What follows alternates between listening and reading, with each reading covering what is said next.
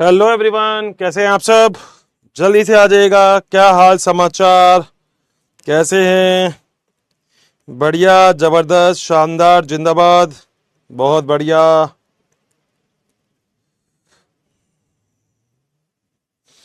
यार थोड़ा सा टेक्निकल इशू आ रहा था तो आप लोगों से क्लास थोड़ी सी लेट हो गई है, बट कोई बात नहीं। आज अपन चालू करेंगे आगे।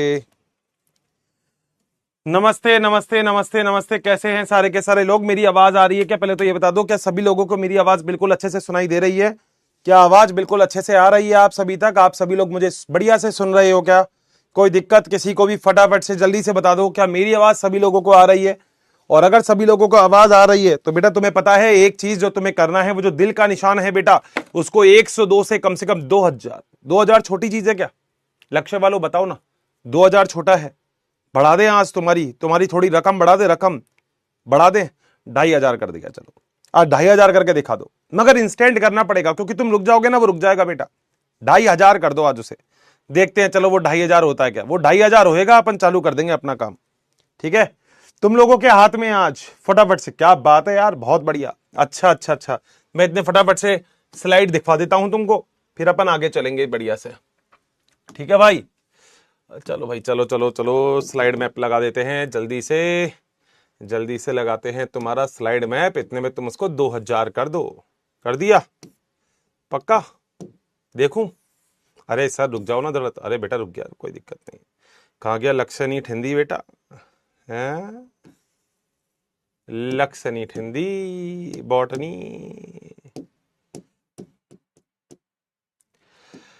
देखो भैया स्लाइड मैप आ गया होगा। बहुत, अरे 1866, भाई साहब क्या स्पीड से चल रहे हो तुम। 2500 तो होगा आज तो, फिर 2122 भाई साहब। आज तो 2500 छोटा रकम बोल दी क्या। आज जितना स्कोर करोगे ना टच, अगली बार उससे ज्यादा बनाना पड़ेगा तुम देख लो अब तुम कहां तक लेके जाओगे। आज जितना तुम स्कोर टच करोगे उससे ज्यादा लेके जाना पड़ेगा। 2700 भाई, बहुत बढ़िया, बहुत बढ़िया।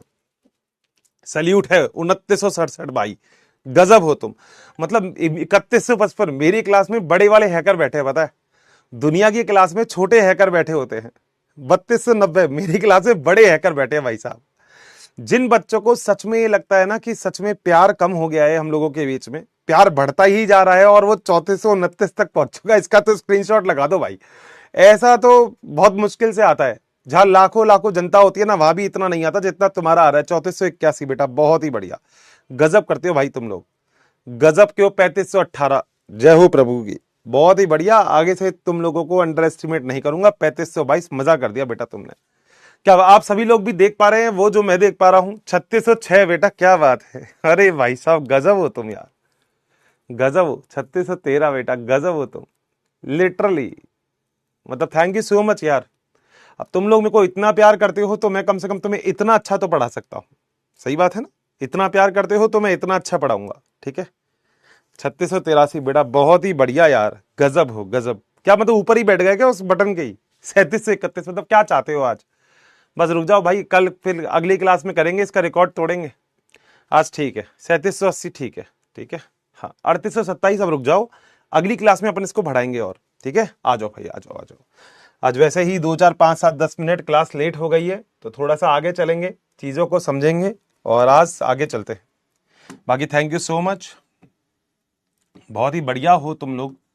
मतलब सच में एक टीचर को एक अच्छे स्टूडेंट चाहिए होते हैं और मुझे वो तुम सब मिले हो तो बहुत अच्छी बात है। अच्छे स्टूडेंट चाहिए होते हैं हर एक टीचर को। 4010, थैंक यू भाई, थैंक यू भाई। 4000 हो गए, अब रुक जाओ थोड़ी देर, थंबा कर लो थंबा। 4072, अब रुक जाओ बेटा, 4000 हो गए, बस बहुत है आज के लिए। ठीक है, अब आ जाओ, बस बस बस, अब आ जाओ, अब पढ़ाई पे आ जाओ। अरे अर्चित सर आपने देखा ही क्या है, अगली क्लास में 5000 करेंगे, अब बस बहुत है। 4024, बस ठीक है, 4000 हो गए। अब सुनो बेटा, बेटा हम लोगों ने बहुत सारी बात लास्ट क्लास तक कर ली थी और मेरे ख्याल से हम लोग रिकैप के ऊपर चल रहे थे, जो शायद बहुत बढ़िया है। रिकैप के अंदर हमने प्रतिकृतियन पढ़ा, अनुलेखन पढ़ा और लास्ट क्लास में कथक वाला डांस अपन ने बहुत प्यारा किया है। कथक वाले डांस का मतलब आप बिल्कुल अच्छे से समझते होंगे, यानी कि हमने इंट्रॉन्स को हटाए थे और एक्सॉन को एक साथ रखा था। लगभग ये काम हमने कर दिया था। फटाफट से बता दो क्या बात सही है क्या। हमने इंट्रॉन को हटा लिए थे और एक्सॉन को रखा था। मैंने कल आपसे प्रॉमिस किया था कि मैं आज आपके लिए क्वेश्चन लेके आऊंगा तो आज मैं आप लोगों के लिए क्वेश्चन भी लेके आया हूं, बहुत सारे PYQs हैं जो मैं तुम लोगों के लिए लेके आया हूं। ये रे देखो PYQs जो हम लोग करने वाले हैं। अब इसके लिए भी एक पोल कर दूंगा मैं कि PYQ पहले आप करना चाहते हो, फिर अपन अगली क्लास में डिस्कस करें, या मेरे साथ साथ करना चाहते हो। एक बात। दूसरी बात, बहुत सारे बच्चे टेलीग्राम चैनल पे चले गए थे, जिनमें एक बच्चे का मैसेज ये था, हर्षित सर वहां तो भाई साहब कितने टाइप के क्वेश्चन है, मुझे लगा था 100-200 क्वेश्चन है, आपने तो वहां पे मतलब इतने क्वेश्चन डाल रखे हैं। बेटा मैं क्वेश्चन डालता भी रहता हूं, मुझे अच्छा क्वेश्चन कहीं भी मिलता है मैं उस ग्रुप के ऊपर डाल देता हूं। तो आप हर्षित सर PW नाम का ग्रुप ज्वाइन कर सकते हो, जिसमें क्वेश्चन आंसर है, उसमें आराम से जाओ, क्वेश्चन आंसर करो, कोई दिक्कत नहीं है। दूसरी बात, सर मॉड्यूल परचेज करें, बिल्कुल दोस्त आपको मॉड्यूल परचेज करना है। और मैंने आपको लास्ट क्लास में भी एक बात बोली थी, शायद आप लोगों को याद होगा, मैंने कहा था आप ये 13 ईयर वाली बुक परचेज कर लें। इससे फायदा ये है कि बहुत सारे नए नए टाइप के क्वेश्चन भी आप लोगों के लिए मिलेंगे, और अच्छा लगता है नोटबुक में क्वेश्चन को करना, जो मेरे ख्याल से बहुत सही है। ठीक है, आओ आगे चलते हैं।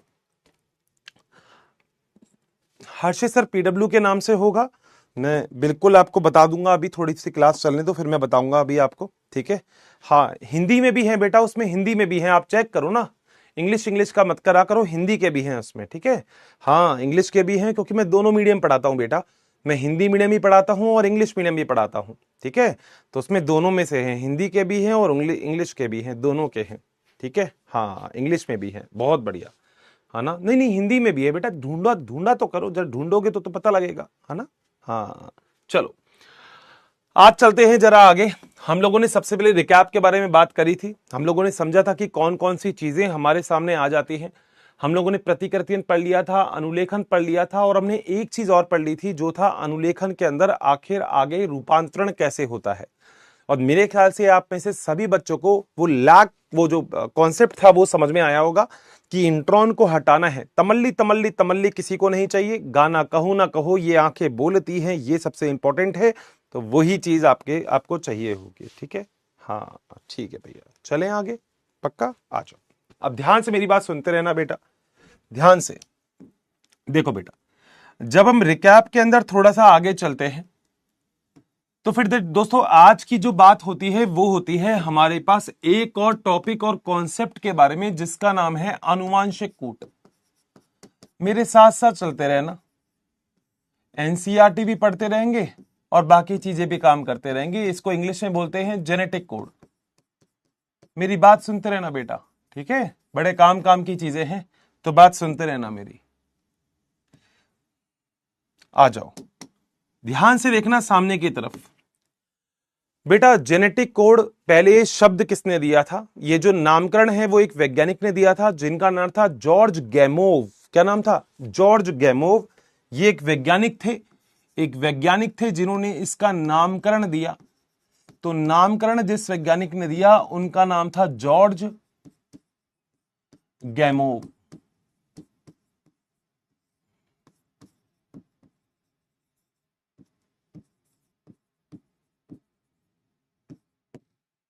बोलो बात सही। सबसे पहले तो ये जेनेटिक कोड क्या होता है अभी मैंने तुम्हें बताया नहीं, तो तुम्हें कुछ दिमाग नहीं लगाना, मैं जितना बोलूं बस उतना ही दिमाग लगाना है आपको, फालतू का दिमाग नहीं लगाना, मैं जितना बोलूं। ठीक है, पहला काम सर आनुवंशिक कोड का हो गया कि जॉर्ज गैमोव ने दिया था। सर क्या था बेटा? ये जो आनुवंशिक कूट होते हैं ये mRNA पर उपस्थित, ध्यान से सुनना क्योंकि तुमने mRNA बना दिया जिसमें सारे एक्सॉन होते हैं, ध्यान से सुनना। आनुवंशिक कूट पूरे नोट्स लिख रहा हूं। mRNA यानी कि संदेशवाहक RNA पर उपस्थित न्यूक्लियोटाइड एवं अमीनो अम्ल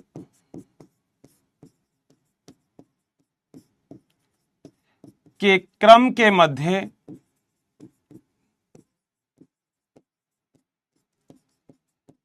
संबंध है। हर्षित सर हम इसका मतलब बिल्कुल नहीं समझे, क्या आप हमें दोबारा और अच्छे से ये चीज समझा सकते हो? जो आपने लाइन लिखी है वो क्या है? ध्यान देखो, सामने देखना, बस सामने देखना। तुम्हारे पास जो एक mRNA था था एमआरएनए जो तुमने बनाया था।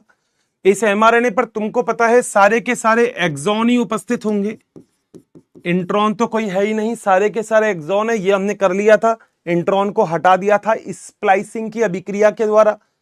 देखो मैं फिर आपसे बोल रहा हूं, मेरे सारे लेक्चर इंपॉर्टेंट है। तो पुराना लेक्चर छोड़ने के बाद अगर कोई बच्चा ये सोच रहा है कि आज हर्षित सर कोई जादू करके मुझे ये सिखा देंगे, तो बेटा बहुत मुश्किल है। इसलिए पुराना सब कुछ पढ़ के आना पड़ेगा इसके अंदर।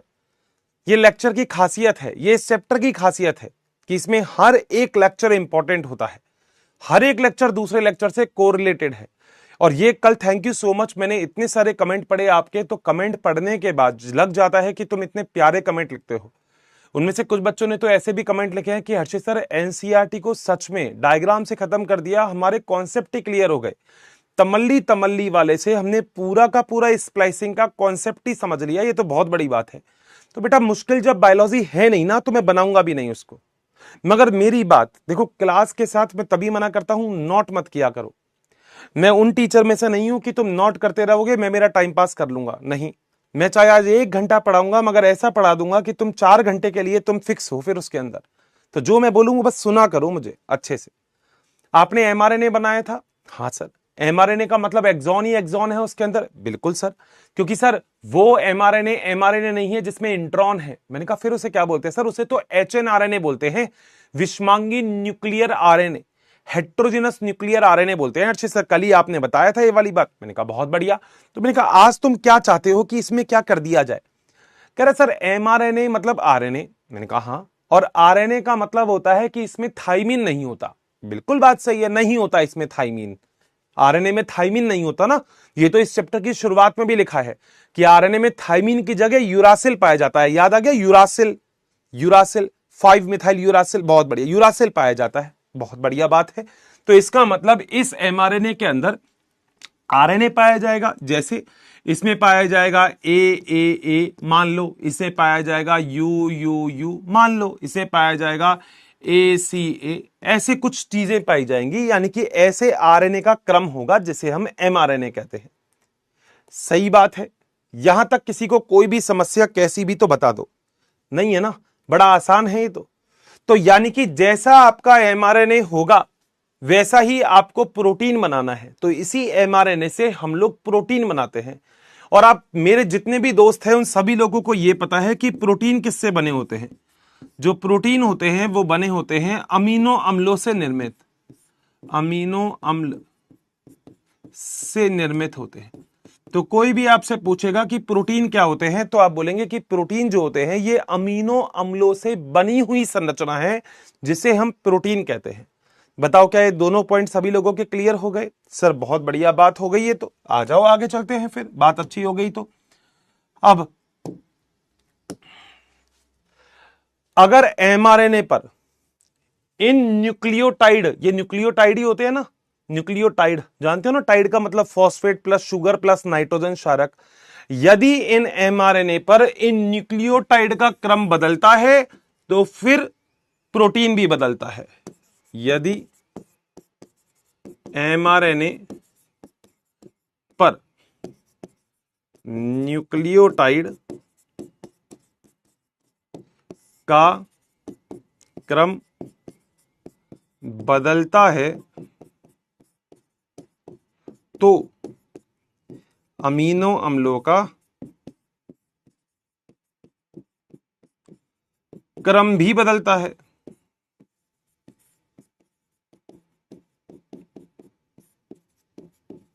वह प्रोटीन बदलता है।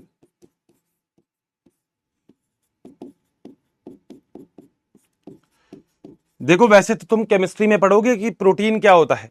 प्रोटीन होता है अमीनो अम्लों की लंबी श्रृंखला को प्रोटीन कहते हैं, अमीनो अम्ल। आज वीडियो भी दिखा दूंगा अगर जरूरत पड़ेगी तो। वैसे मेरे ख्याल से जब अनुलेखन अनुवादन पढ़ाऊंगा तब वीडियो दिखाऊंगा, ठीक है? इतना बताओ, इतना पॉइंट क्लियर है? अच्छा, ये वाली चीजें हो सकती है इस लेक्चर में भी क्लियर हो या अगले लेक्चर में क्लियर हो, तो थोड़ी सी बात मेरी सुनते रहना। अब बेटा आप लोगों को पता है कितने नाइट्रोजन क्षारक होते हैं? सर नाइट्रोजन क्षारक कितने होते हैं? हम लोग जानते हैं कि नाइट्रोजन क्षारक होते हैं हमारे पास 4, जो प्रोटीन बनाते हैं। कौन कौन से? वो होते हैं यू, सी, ए और जी। बोलो क्या बात सही है क्या? आज तुम्हें पता है मैं तुम्हें कौन सा डायग्राम समझाने वाला हूं, तुम ताज्जुब करोगे। आज मैं तुम्हें ये, मेरी क्लास में जितने भी बच्चे बैठे हैं वो 5 मिनट के अंदर ये पूरी टेबल बना पाएंगे अपने हाथों से। सर 5 मिनट में टेबल बना देंगे? मैं बोल रहा हूं 5 मिनट भी ज्यादा बोल रहा हूं, 64 है ये। आप 64 के 64 अपने हाथों से बना सकते हो। कैसे बनाओगे वो मैं बताऊंगा, इसलिए मेरी बात ध्यान से सुन लेना बस। आ जाओ। तो बेटा कितने नाइट्रोजन क्षारक होते हैं? 4। और अगर आपने कभी केमिस्ट्री पढ़ी है तो आपको बोला गया होगा कि आपके लिए अमीनो अम्ल कितने आवश्यक हैं? 20। तुमने सुना होगा alanine, valine, leucine, isoleucine, thioleucine, prothrombin, thrombin, aspartic acid, glutamic acid, कुछ तो सुना होगा तुमने। और ये तुम सब पढ़ोगे जैव अणु में। जैव अणु में कहां पढ़ोगे? बॉटनी में भी जैव अणु है, क्लास 11th में पढ़ा होगा। नहीं तो जूलॉजी में भी जैव अणु है जो क्लास 11th में बायोलॉजी में पढ़ा होगा। या तुम केमिस्ट्री में जैव अणु पढ़ने वाले हो। मेरे ख्याल से केमिस्ट्री में क्लास 12th में एक चैप्टर है जैव अणु के नाम से, जहां पे तुम अमीनो अम्ल पढ़ोगे। तब तुम्हारे टीचर आपको बोलेंगे कि 20 प्रकार के अमीनो अम्ल आवश्यक होते हैं। कितने प्रकार के? 20 प्रकार के अमीनो अम्ल। यानी कि हम लोग एक बात बोल रहे हैं। क्या बोल रहे हैं? हम लोग बोल रहे हैं कि 4 नाइट्रोजन क्षारक से आपको 20 अमीनो अम्ल बनाने हैं। सर ये तो नहीं होगा। अब बेटा तुम लोगों को एक बात पता है, कभी शादी में गए हो किसी की? शादी में ऐसा बोलते हैं कि खाना कम नहीं पड़ना चाहिए, चाहे ज्यादा पड़ जाए बेटा, क्योंकि बाराती नाराज हो जाएंगे तो दिक्कत हो जाएगी। सेम कंडीशन यहां पे है। आप 4 नाइट्रोजन क्षारक से 20 तो नहीं बना सकते बेटा, ये तो नहीं बनेगा तुमसे, नहीं बनेगा। तो क्या करोगे बेटा? तुमने 4 को डबल कर दिया, तो 4 को डबल कर दिया तो 4 इंटू 4 कर दिया, 16 हो गए। मगर बेटा बनाने कितने थे? 20 बनाने थे। यानी कि बेटा बनेगा तो अभी भी नहीं। बोलो बात सही है? तो आप क्या करेंगे? 4 को ट्रिपल कर देंगे। ट्रिपल, 4 इंटू 4 इंटू 4, ये हो गया 64। बनाने कितने थे? बनाने थे 20। सर ठीक है। मैंने कहा क्यों? सर बारातियों के लिए खाना कम नहीं पड़ना चाहिए, चाहे ज्यादा पड़ जाए। यानी कि टोटल मिला के 64, टोटल मिला के 64 कोड में बनाऊंगा जो आपके 20 अमीनो अम्ल बना रहे। अभी सब समझ में आएगा, मगर बात सुनते रहना, देखो मजा उसमें ही है। कई बार क्या होता है जब पिक्चर देखते हैं तो शुरू में पिक्चर समझ में नहीं आती, तो ये वाली पिक्चर थोड़ी सी अलग है। मगर सभी लोग यहां पे एक चीज तो समझ गए होंगे कि 4 नाइट्रोजन क्षारक से 20 अमीनो अम्ल नहीं बनेंगे, तो 16 नाइट्रोजन क्षारक से भी 20 नहीं बनेंगे भैया। 64 से तो 20 आसानी से बन जाएंगे, कोई दिक्कत नहीं है। हर्षित सर मगर ये तो बहुत ज्यादा है बेटा। कोई बात नहीं, कम नहीं पढ़ना चाहिए, ज्यादा हो जाए हमें दिक्कत नहीं है, कम नहीं पढ़ना चाहिए। बताओ क्या पॉइंट क्लियर है क्या? इसका सीधा सा मतलब यहां पे एक निकल गया। ये 4 इंटू 4 इंटू 4, यानी कि क्या मैं इसे त्रिक बोल सकता हूं? सर त्रिक का मतलब होता है ट्रिपलेट। हां जी, यानी कि जो आनुवांशिक कूट आज हम पढ़ेंगे, आनुवांशिक कूट वो त्रिक होते हैं। अरे सर मजा आ गया। बताओ क्या पॉइंट क्लियर है? आनुवांशिक कूट क्या होंगे? त्रिक होंगे। बताओ यहां तक बिल्कुल बात क्लियर हो गई होगी। अब त्रिक होते हैं तो जरा समझते हैं कि हम आनुवांशिक कूट को लिखेंगे कैसे। देखो भैया, ये बनाई मैंने एक टेबल, बहुत बढ़िया सर, बहुत बढ़िया टेबल बनाई है आपने। हाँ बेटा, इस टेबल के अंदर मैंने ऐसे खींच दी बेटा लाइन, ये 1, ये 2, ये 3 और ये 4 हो गई। ऐसे खींच दी बेटा यहां लाइन, 1, 2, 3 और 4। सही बात है। ध्यान से बात सुनते रहना, समझ में नहीं भी आए तो भी दिमाग पे जोर डालने की जरूरत नहीं है। मैं सामने जो लिखूंगा तुम्हें समझ में आ जाएगा। मैंने बोला पहली बात, आनुवांशिक कूट त्रिक होते हैं, यानी कि इस साइड पे लिख दूंगा प्रथम कूट, इस साइड में लिख दूंगा द्वितीय कूट, और इस साइड में लिख दूंगा तृतीय कूट। कूट क्या होंगे? कूट होंगे बेटा कोडोन। और वो कूट किससे बने होते हैं? नाइट्रोजन क्षारक। कौन से? UCAG से बने होते हैं। ठीक है बेटा, तो लिख देता हूं यहां पे लिख दिया बेटा UCAG, प्रथम कूट लिख दिया यहां पे द्वितीय कूट लिख दो UCA और G। ठीक है, यहां पे तृतीय कूट लिख दो। अब तृतीय कूट लिखने का तरीका है ऐसा, यूसीएजी, फिर यूसीएजी, फिर यूसीएजी और फिर यूसीएजी। बताओ बात सही है? तृतीय कूट, तृतीय कूट ऐसे ही लिखेंगे क्योंकि तभी तो 64 बनेंगे। अब 64 बनाता हूं, देखो तुम्हारे सामने। बनाना कैसे है, सामने देखते रहना बस। देखो बनाना कैसे है, यू, यू और यू लिख दो, U U C, U U ए,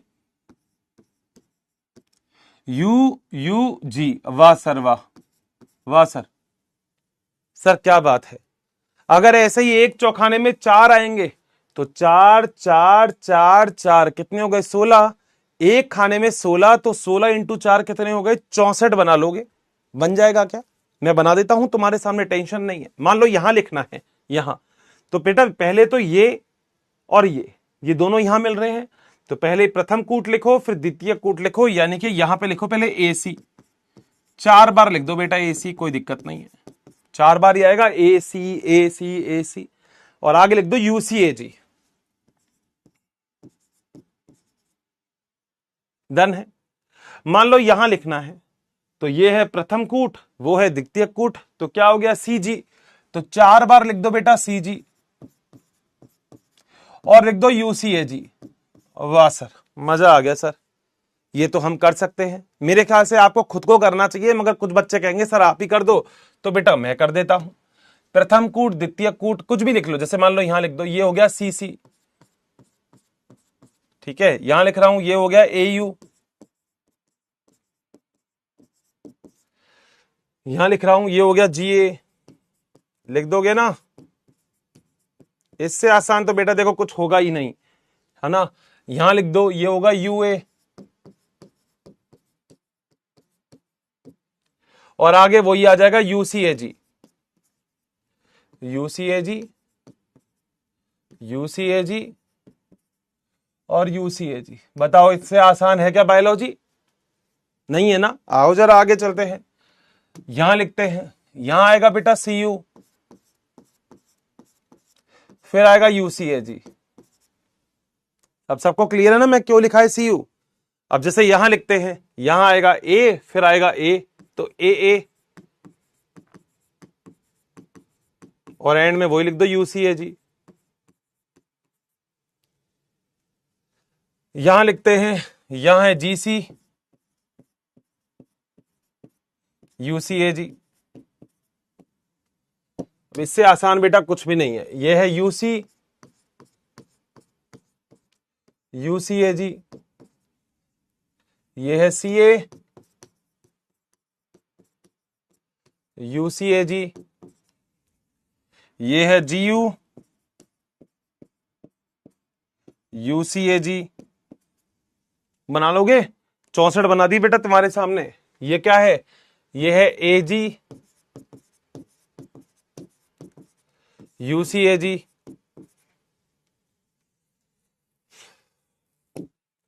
ये है बेटा CG, UCAG, ये है GG, UCAG।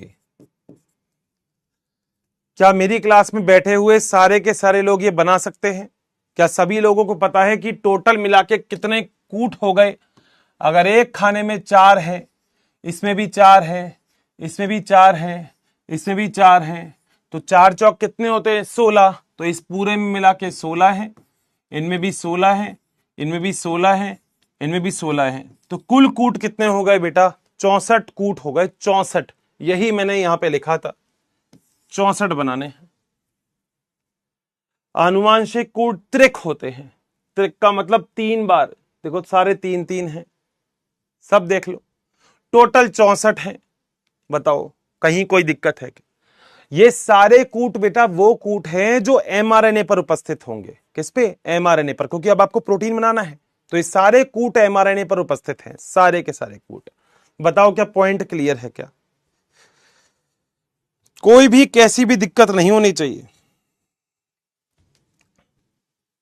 क्लियर है? नहीं आई अभी भी बात समझ में?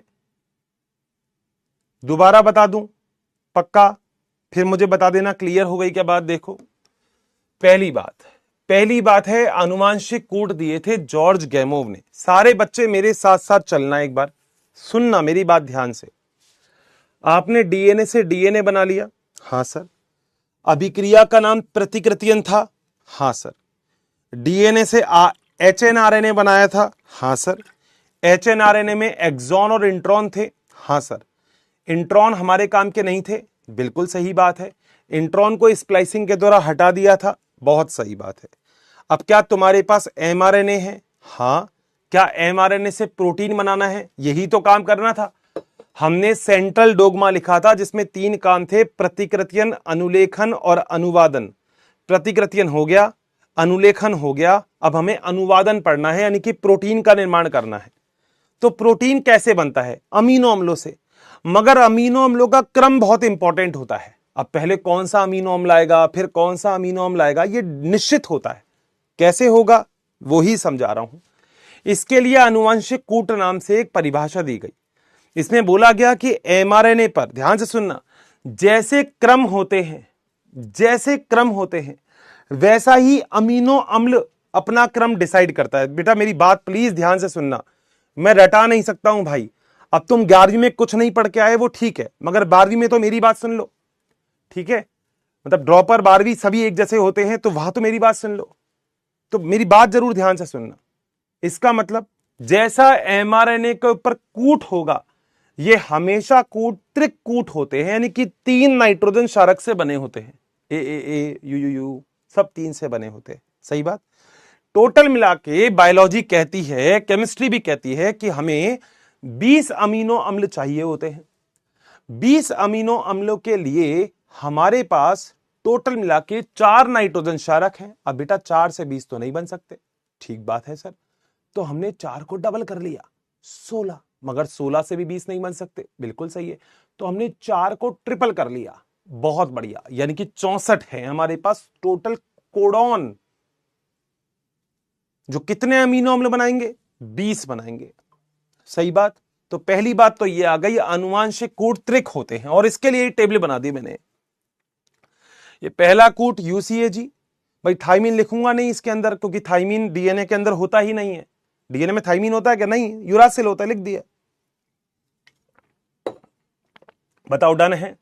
तो 3 पहला, दूसरा, तीसरा, 3 कूट लिख दिए, ये सारी चीजें हो गई, कोई दिक्कत। रटना मत भाई, रटोगे तो तुम्हारा नुकसान है, मैं तो रटा नहीं रहा हूं, ठीक है? अब सुनो, इसी सब चीजों के आधार पे आनुवांशिक कूट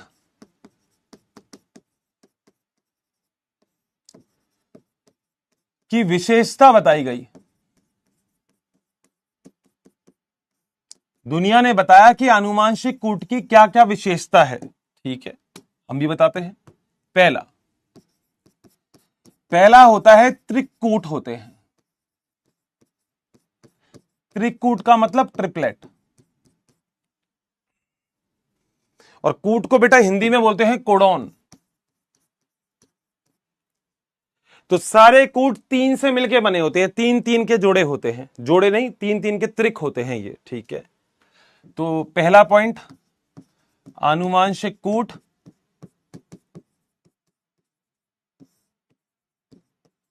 त्रिक होते हैं।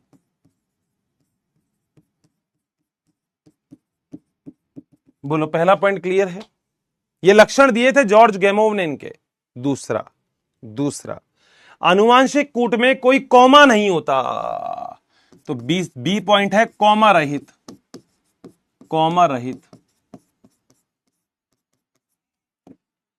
इनमें कॉमा नहीं पाया जाता,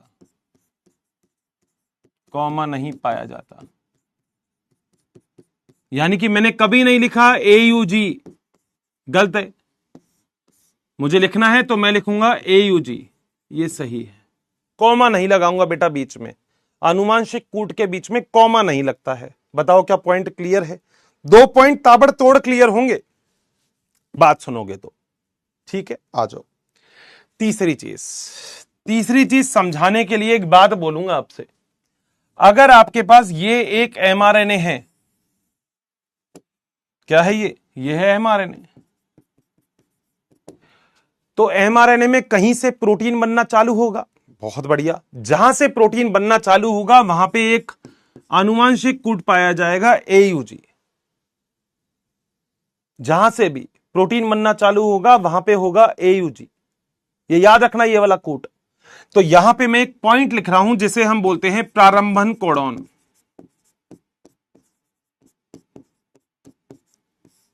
यानी कि स्टार्टिंग कोडॉन।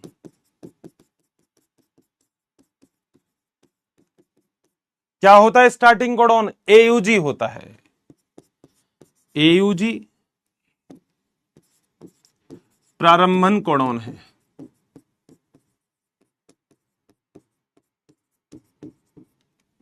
इसका मतलब एयूजी से ही प्रोटीन बनना शुरुआत होगी, यहीं से शुरुआत होगी।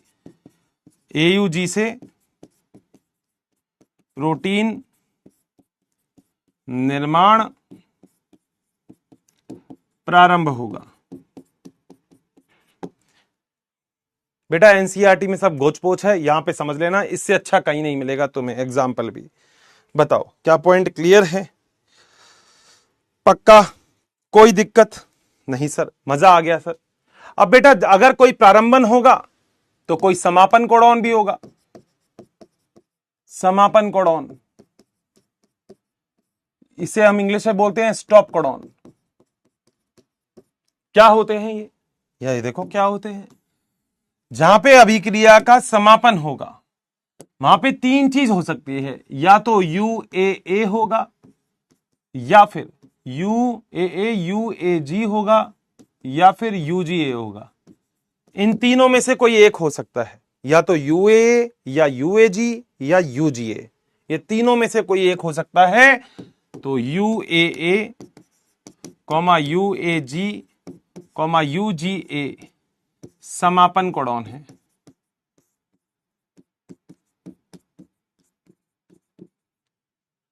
प्रारंभन वही होगा एयूजी, ये प्रारंभन कोडॉन है, मगर समापन कोडॉन वही है। ये तीनों समापन कोडॉन है, ये तीनों के तीनों, ये तीनों समापन कोडॉन है। यहां से प्रोटीन बनना फिर बंद हो जाएगा।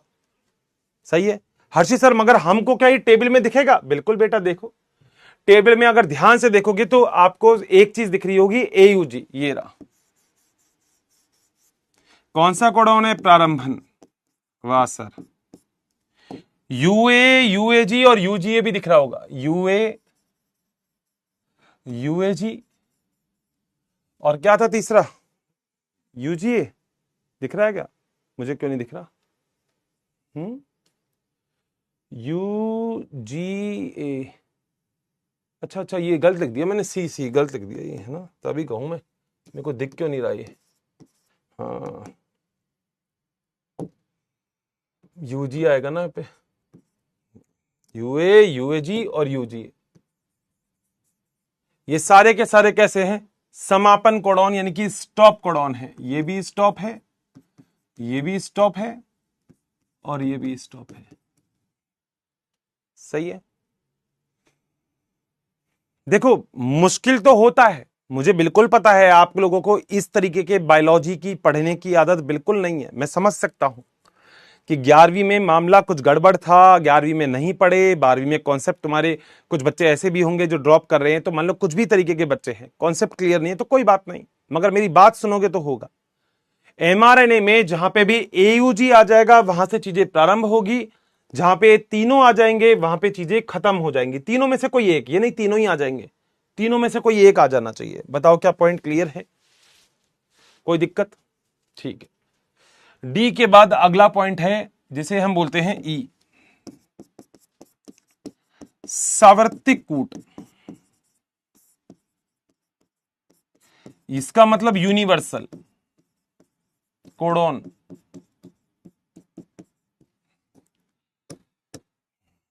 यानी कि आनुवांशिक कूट सावर्तिक होता है।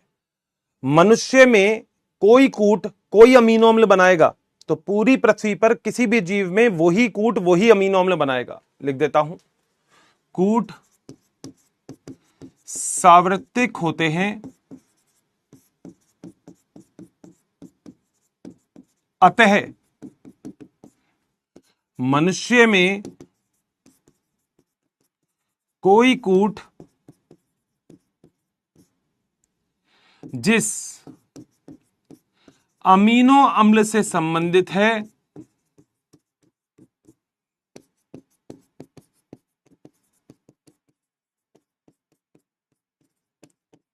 तब किसी जानवर में भी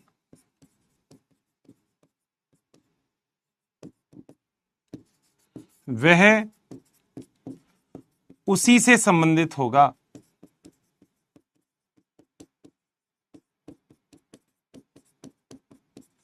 बोलो बात सही है? इसका मतलब क्या है? मतलब समझो, जब तुम अपनी एनसीईआरटी देखोगे तो एनसीईआरटी में तुम्हें ये दिखाई देगा टेबल, जो मैंने भी बनाई है, मगर टेबल के आगे तुम देखोगे ऐसे कुछ चीज लिख रखी है, PHE, PHE, LU, PRO, HIS, GLN, ARG लिखा हुआ है, लिखा है।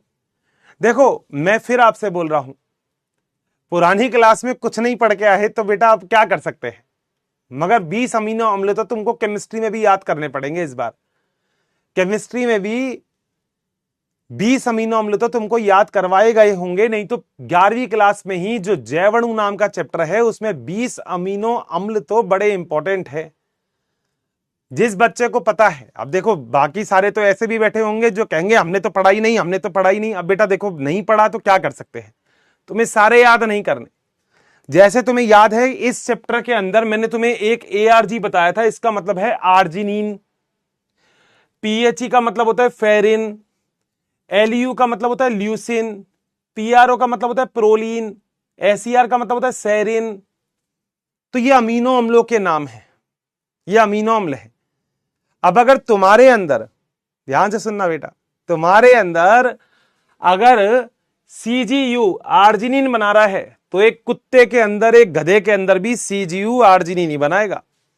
यानी कि कूट सावर्तिक है बेटा, ये वो कूट है जो mRNA पर है। तो अगर तेरे mRNA पर कभी लिखा हुआ है CGU और एक कुत्ते के अंदर भी लिखा है CGU, तो कुत्ते में अगर वो आर्जिनिन बना रहा है तो वो तेरे अंदर भी आर्जिनिन ही बनाएगा, तू कुत्ते से अलग नहीं है। ये आनुवंशिक कूट बोल दिया, सावर्तिक होते हैं भाई साहब, सावर्तिक है, सावर्तिक है, यूनिवर्सल कूट है। बताओ क्या पॉइंट क्लियर है? इतनी आसान आसान चीजें तो शायद समझ में आती होगी। चले, हाँ, वाह वाह सर वाह। अब टॉपिक तो आसान ही है बट नाम थोड़े से अलग अलग है। अगला पॉइंट, आनुवांशिक कूट एक दूसरे पर अति व्यापित नहीं होते हैं। सर ये नहीं समझे, मैं समझाता हूं, सामने देख बेटा। आनुवांशिक कूट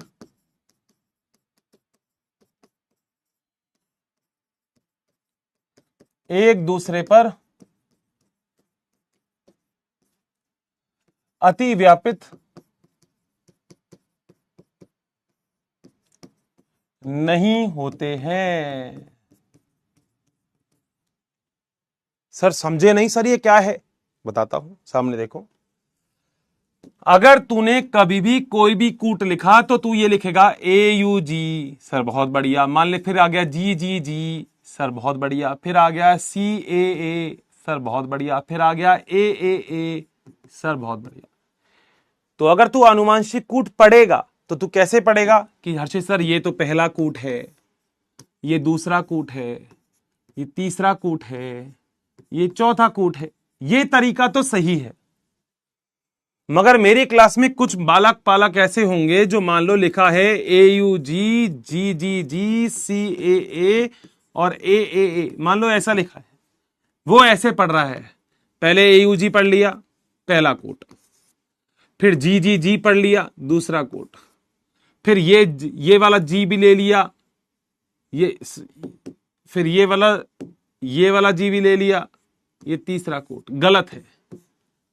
एक बार जिस कूट को पढ़ लिया उसको वापस रिवाइज नहीं करना, सीधी सी बात है। तूने पहली बार अगर गिन लिया AUG तो हो गया AUG का काम, अब दोबारा उसको मत कर यूज। अब आगे चल। तो एक दूसरे के ऊपर ओवरलैप नहीं करते, अति व्यापित नहीं होते हैं। सारे आनुवंशिक कूट अलग अलग होते हैं। नीचे वाला गलत है, ऊपर वाला सही है। बताओ बात क्लियर है क्या? 100% मेरी बात ऊपर खोपड़ी में जा रही है।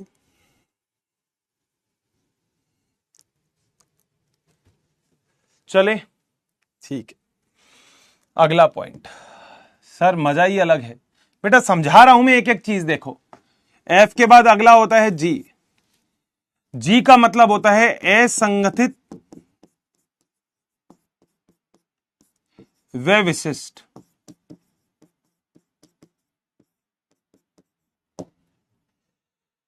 इसका मतलब क्या है, पहले लाइन लिखता हूं फिर समझाऊंगा कि एक विशिष्ट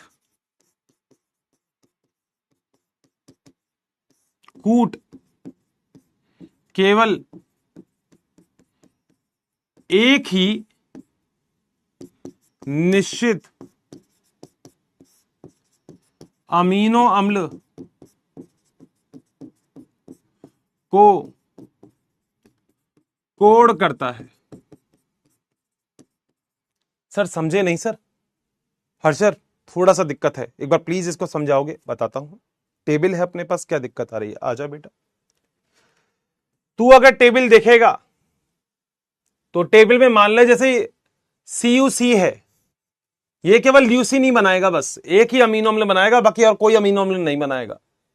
तो एक निश्चित कूट एक निश्चित अमीनो अम्ल बनाता है, एक निश्चित कूट एक निश्चित अमीनो अम्ल बनाता है, एक निश्चित कूट एक निश्चित अमीनो अम्ल बनाता है। बोल बात सही है क्या?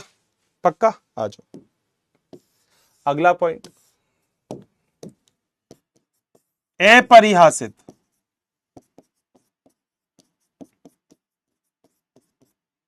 सर ये क्या चीज है? मैं लिख देता हूं पहले। एक अमीनो अम्ल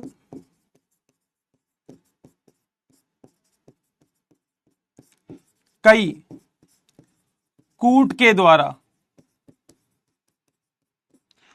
कोडित होते हैं।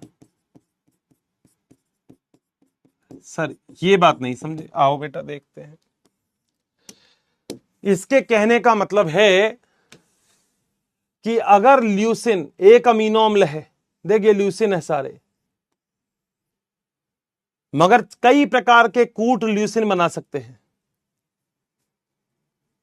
दो अलग अलग लाइन है। इससे पहले वाली लाइन थी कि एक कूट केवल एक ही अमीनो अम्ल बनाएगा, बात सही है। अब वाली लाइन यह है कि एक अमीनो अम्ल कई सारे कूट बना सकते हैं। एक अमीनो अम्ल तो देख ले बना रहे नहीं बना रहे, तो खुद देख ले बेटा, कई जगह पे हैं, देख यहां देख, ये एक ही अमीनो अम्ल है, देख कई सारे बना रहे हैं कूट। ये एक ही अमीनो अम्ल है, देख कई सारे बना रहे हैं कूट।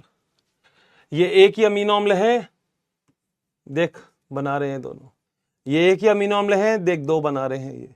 बोलो क्या पॉइंट क्लियर है क्या? रटना नहीं है। अब इसमें भी रट्टाफिकेशन की जगह मेरे ख्याल से तो होगी नहीं। किसी को फिर भी लगता है नहीं मैं तो रटूंगा, मुझे तो मजा आता है रटने में। हर्षित सर रटने में ही मजा आता है, आपने समझाया मुझे तो आया ही नहीं, मैं तो रटूंगा। तो बेटा फिर तू रट सकता है आराम से, फिर तू मेरी तरफ से तो बिल्कुल निश्चिंत है, मतलब आराम से रट, कोई टेंशन नहीं है। मगर मेरे पास तो बेटा देख रटाने की कोई टेक्निक भी नहीं थी, तो मैं रटा नहीं सकता हूं।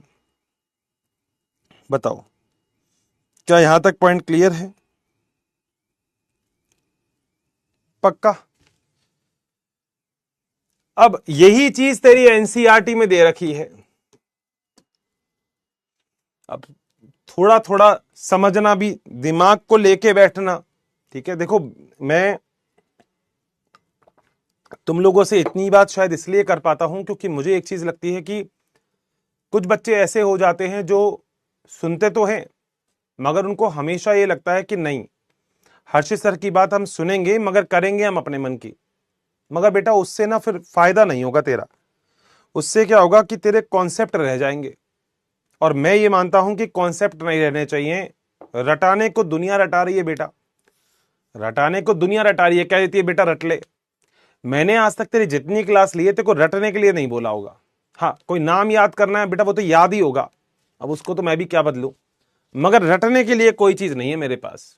आओ जरा देखते हैं क्या है। दिमाग खोल के मेरी लाइनें सुनोगे तो ही एनसीईआरटी समझ में आएगी, नहीं तो एनसीईआरटी कभी नहीं समझ में आएगी। मेरी लाइन सुनना बेटा, मैं इसको एक्सप्लेन कर रहा हूं, लाइन सुनना। देखो आनुवांशिक कूट, प्रतिकृति और अनुलेखन के द्वारा न्यूक्लिक अम्ल एक दूसरे न्यूक्लिक अम्ल का प्रतिलिपिकरण होता है। बिल्कुल, आप कॉपी बनाते हो प्रतिकृतियन में, न्यूक्लिक अम्ल की न्यूक्लिक अम्ल, बिल्कुल कॉपी बनते हैं, बिल्कुल सही है।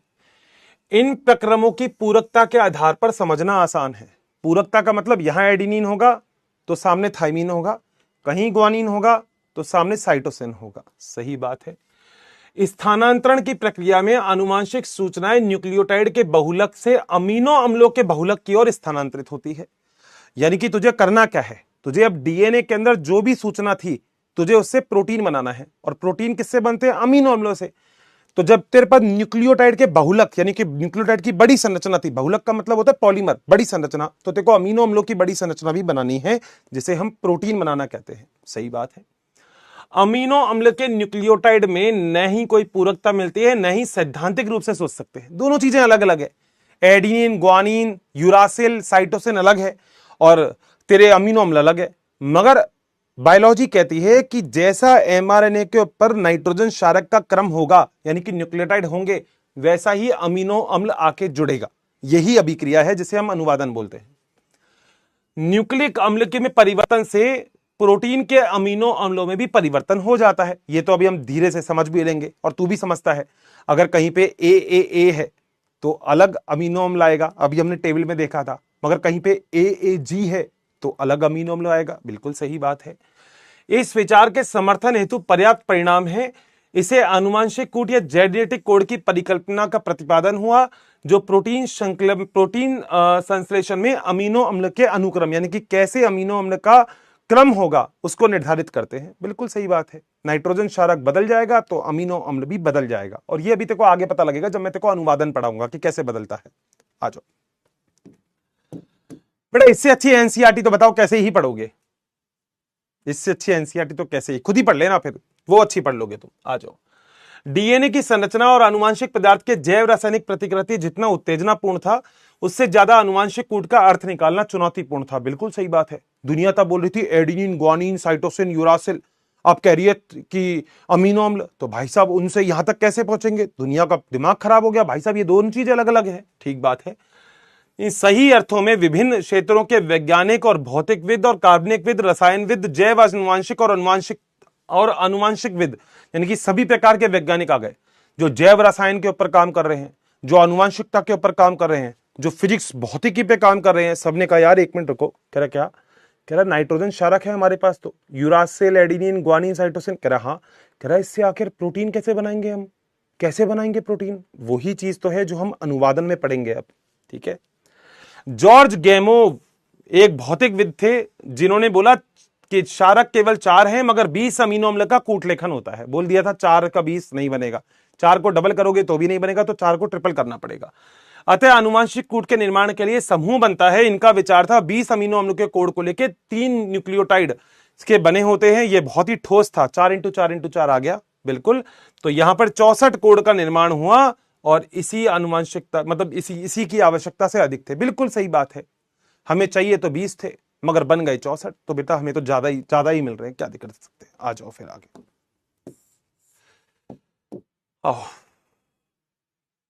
ये तो हो गया अपना पैराग्राफ ना, पहले वाले में था। यहां से आते हैं, ये वाला तो देखो पढ़ लिया हमने, 4x4 वाला तो पढ़ लिया है, दोबारा से कॉपी हो गई इसकी, कोई दिक्कत नहीं। नीचे वाला पढ़ना है ना, ये तो हो गया अपना, ये तो हो गया। नीचे वाला आओ। कोडॉन त्रिक होते हैं, इसका प्रमाण देना कठिन था, मगर मैंने प्रमाण दे दिया। 4x4x4 त्रिक ये होते हैं। हरगोविंद खुराना, ये अभी मैं तुम्हें पढ़ाऊंगा, अभी पढ़ाया नहीं। या वे एक छोटा सा काम कर सकते हो, एक छोटा सा काम कर देना। ये काम ये तुम्हारा होमवर्क ही है। ये कुछ लाइन है, मतलब यहां से हरगोविंद खुराना से, हाँ ये कुछ लाइन है जो नोट्स के अंदर ऐड कर देना। नोट्स में लिखना, नोट्स डाल देता हूं। ठीक है। ये थ्योरी के 3 पॉइंट है, 3 अलग अलग वैज्ञानिक हैं जिनके बारे में बात होगी। देखो जरा, इंडिया के एक वैज्ञानिक थे जिनका नाम था डॉक्टर हरगोविंद खुराना। इंडिया के एक वैज्ञानिक थे जिनका नाम था डॉक्टर हरगोविंद खुराना, जिन्होंने समबहुलक और सहबहुलक के समुच्चय युक्त आरएनए के अणुओं का संश्लेषण किया। बेटा अभी क्या होते हैं समबहुलक? जो एक प्रकार के बनते हैं, एक प्रकार का मतलब ए एक जैसे बनते हैं, समबहुलक हो गए। सहबहुलक का मतलब साथ साथ, जैसे एक ये है, एक ये है, एक ये है, ये हो गए सहबहुलक। समबहुलक का मतलब एक जैसे बहुलक होने चाहिए, सारे एक जैसे। सहबहुलक का मतलब अलग अलग चीजें हों मगर साथ साथ हों, ठीक है। तो हरगोविंद खुराना ने आरएनए के अणुओं के संश्लेषण की रासायनिक विधि का विकास किया था। रासायनिक, केमिकल, ये तुमको तुम्हारी नोट्स में ऐड करना है। ये बस ये चीज बोल रहा हूं जो नोट्स में ऐड करनी है, बाकी तो मैंने लिख ही दिया, ठीक है। प्रोटीन संश्लेषण, दूसरा वैज्ञानिक आ गया। इनमें मार्शल न्यूटेनबर्ग ने कोशिका के स्वतंत्र तंत्र कूट का अर्थ निकालने में काफी सहयोग रही। यानी कि इन्होंने कूट के बारे में बताया। वैज्ञानिक थे बेटा सारे के सारे, तो इन्हें बोला यार हमें ऐसे काम नहीं करेंगे, हम कूट के बारे में समझने की कोशिश करेंगे कि आखिर ये आनुवंशिक कूट क्या होते हैं। बेटा जॉर्ज गैमोव ने तो त्रिकूट दे दिए, मगर कुछ और वैज्ञानिकों ने भी तो उनके ऊपर काम किया। तो पहले वैज्ञानिक थे हरगोविंद खुराना, जिन्होंने एक जैसे बहुलक, एक जैसे और समान बहुलक, बहुलक का मतलब जानते हो ना, लंबी चेन, तो इनके बारे में अध्ययन किया। बहुत बढ़िया। इसके बाद न्यूरेनबर्ग ने कोशिका में स्वतंत्र तंत्र कूट में, स्वतंत्र तंत्र का मतलब इन्होंने कूट के बारे में बहुत ही अच्छे से एक्सप्लेन किया कि भाई साहब वो छोड़ो, मेरी बात सुन लो। बहुत बढ़िया। मगर एक और सबवेटो अकाओ एंजाइम, जैसे हम पॉलीन्यूक्लियोटाइड फॉस्फोरिलेज कहते हैं, आरएनए को स्वतंत्र रूप से आरएनए के टेम्पलेट से निश्चित अनुक्रम के साथ प्राप्त किया। मतलब तीसरे वैज्ञानिक ने क्या काम किया? तीसरे वैज्ञानिक का जो काम है, वैसे तो देखो आपको थोड़ा सा आगे समझ में आएगा, मगर कुछ आजकल के टाइम में ऐसे एंजाइम का प्रयोग करते हैं कि हम आरएनए के अंदर कुछ मॉडिफिकेशन यानी कि चेंज कर सकते हैं। जैसे अगर मान लो मेरे पास ये है और मैं आरएनए में ये वाली चीज हटाना चाह रहा हूं, तो मेरे पास आज के टाइम में ऐसे एंजाइम हैं जो आरएनए के अंदर ऐसे किसी भी चीज को हटा सकते हैं या किसी भी चीज को जोड़ सकते हैं। तो आरएनए के अंदर रूपांतरण करने वाले एंजाइम सबवेटो अकोवा जो एंजाइम थे, इन्होंने बताया था, और बहुलीकृत होने में सहायता प्रदान करता है। बहुलीकृत का मतलब होता है लंबी चेन बनाने में सहायता करती है। ये तीन वैज्ञानिक आपको अपने नोट्स में ऐड करने हैं। ये लाइन मैंने लिख दी है, प्लीज ऐड कर लेना। समझा मैंने आपको दिया, इतना ही पढ़ना है, डिटेल नहीं जाना। डिटेल केवल कूट के बारे में पढ़ना है, आनुवंशिक कूट के बारे में। अब आनुवंशिक कूट को चेकर बोर्ड या पुन्नेट आरेख द्वारा, अब बेटा ये जो मैंने बनाया था ना, ये जो मैंने बनाया, कहां, ये बेटा चेकर बोर्ड है। चकोर है तो चेकर बोर्ड है।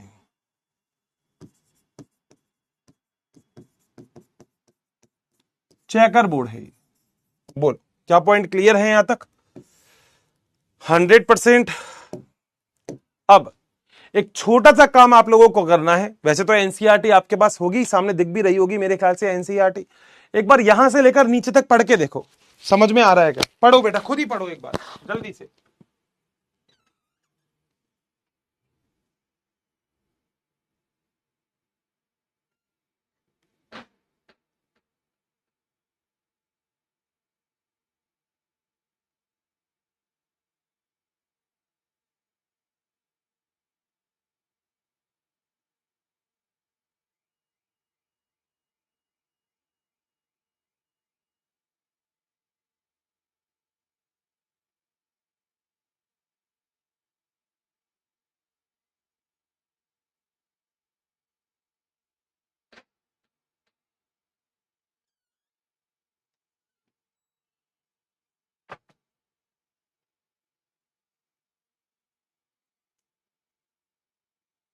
मैं इतना मानता हूं कि वो सभी चीजें आपको मिल रही होंगी जो अभी तक हमने पढ़ी थी।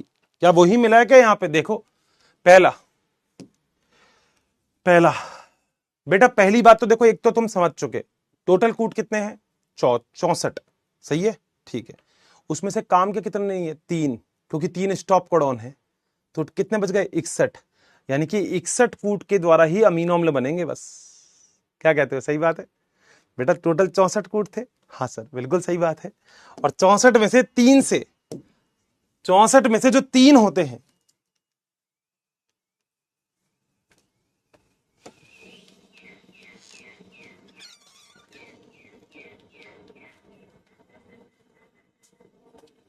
चौसठ में से जो बेटा 3 थे, उन 3 से नहीं बनेगा।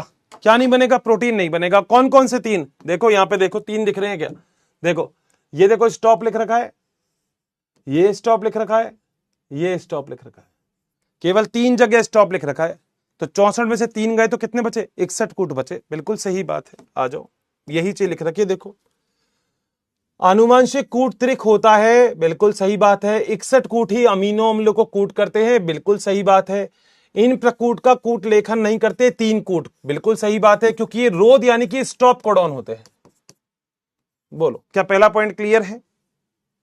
अगले पॉइंट पे चलते हैं। एक प्रकूट केवल एक ही अमीनो अम्ल को बनाता है, बिल्कुल, इसलिए ये असंदिग्ध और विशिष्ट होते हैं, लिखे दिया था।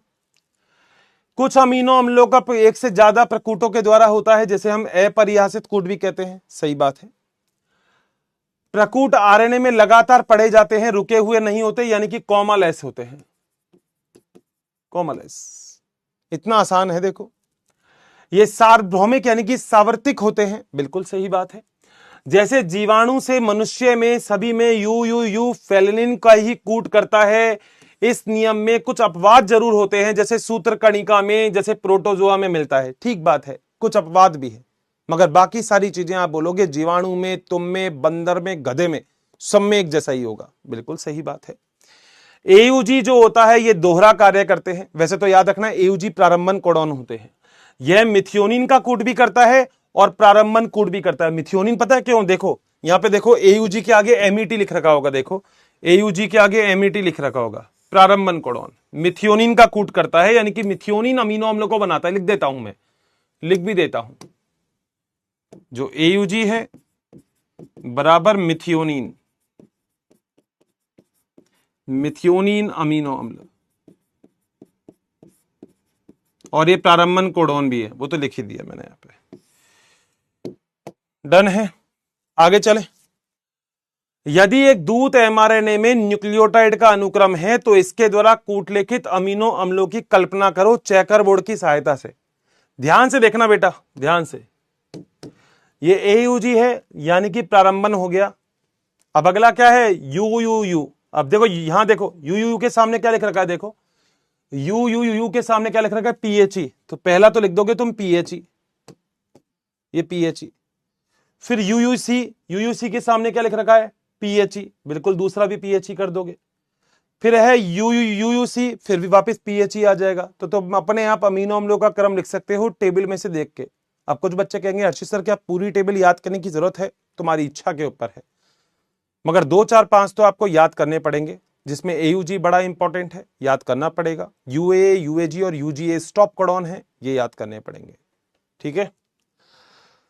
इसके विपरीत के बारे में बताओ। नीचे लिखे गए दूत एमआरएनए के द्वारा कूटलिखित अमीनो अम्लों का क्रम है, आरएनए में न्यूक्लियोटाइड का क्रम का पता लगाओ। तो लगा सकते हो, सीधी सी बात है। मैं तुम्हें आज बोलता हूं कि कोई भी अमीनो अम्ल है तुम्हारे पास, ये रहा, मैं बोलता हूं इससे आरएनए बनाओ, बना सकते हो, कोई दिक्कत नहीं है, मगर थोड़ा मुश्किल रहेगा, क्योंकि एक अमीनो अम्ल कई सारे कूट भी बनाते हैं, ठीक है। वो थोड़ी बात मुश्किल रहेगी, मगर इससे तो आप बना सकते हो बहुत आसानी से।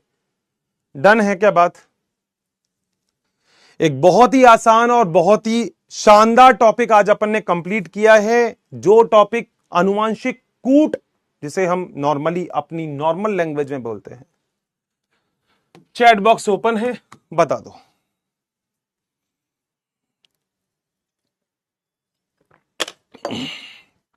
बता दो भाई।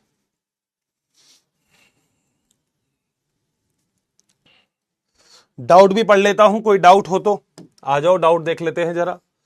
सर नीट के लिए दूसरा कुछ भी लेना पड़ेगा? जरूरत नहीं है बेटा, एक ही बैच से सिलेक्शन हो जाते हैं आज तक तो।